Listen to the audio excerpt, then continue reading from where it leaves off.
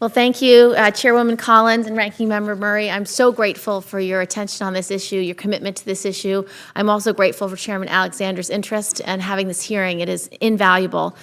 About a year ago, we outlined a path forward to protect students from campus sexual violence, and we heard from survivors who spoke very passionately about not only the harm and physical assault they endured, but the second injustice, the injustice of feeling betrayed by a school that they loved, an administration that they trusted. We listened to law enforcement, we talked to campus officials, we talked to the advocates for the rights of the accused, all who wanted their voices heard. And so, as Senator McCaskill said, this bill, this second bill that we've introduced, is truly a superior version of the first bill. This bill, its fundamental objective is to flip the incentives so that the first time it would actually be in the school's best interest to solve the problem, to actually do it aggressively and get it right. We did it because obviously the price of a college education should never be the risk of a sexual assault.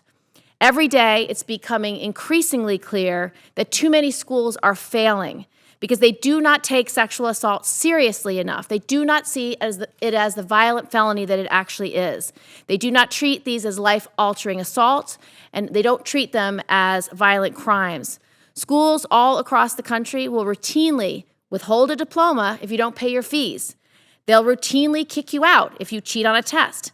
But the statistics for students who have violated other students, who have sexually assaulted or raped them and found responsible, show that only 1/3 are actually expelled for the crime. In other words, 2/3 of students who were found responsible for sexual assault are still on their college campuses.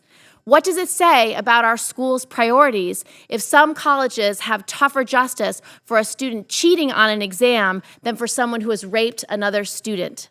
The Campus Accountability and Safety Act would transform the way colleges and universities deal with this crime. With this bill, instead of pretending these crimes don't happen, schools would be held accountable for reporting their sexual assault statistics accurately and publicly. Every college and university in the country would give their students an anonymous standardized survey to assess students' experiences with campus sexual violence. The results of this biennial survey would give students, parents, and campus administrators a snapshot in time of what's happening on their campuses that would paint a far more comprehensive picture of the scope and depth of this national problem. With this bill, instead of having campus security and local police debate jurisdiction after a sexual assault is reported, every college and university in the country would be required to have a memorandum of understanding with local law enforcement to clearly delineate responsibilities. So as Senator McCaskill said, when you go and see that confidential advisor, he or she will able to tell that survivor what his or her options are. This is the campus route, this is the criminal justice route. There'll be no confusion, and she'll know exactly what happens under each process.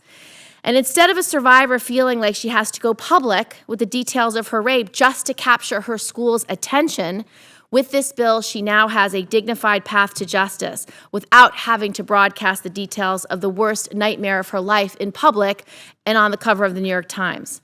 So I urge my colleagues here to support this critically important bill. I truly believe we have a responsibility to keep our young men and women safe on campus. And Chairwoman Collins, I have, for the record, a number of letters that I'd like to introduce. I have one from the American Federation of Teachers. I have one from the anti-sexual violence organization RAIN, one from my state University of New York system of 64 colleges and universities, the largest in the country, who has endorsed every provision of this bill. I also have one from the representatives from the Louisiana legislature, where a version of the Campus Accountability and Safety Act recently just passed into law. And I have another one from the student advocacy organization called SAFER, Students Active for Ending Rape.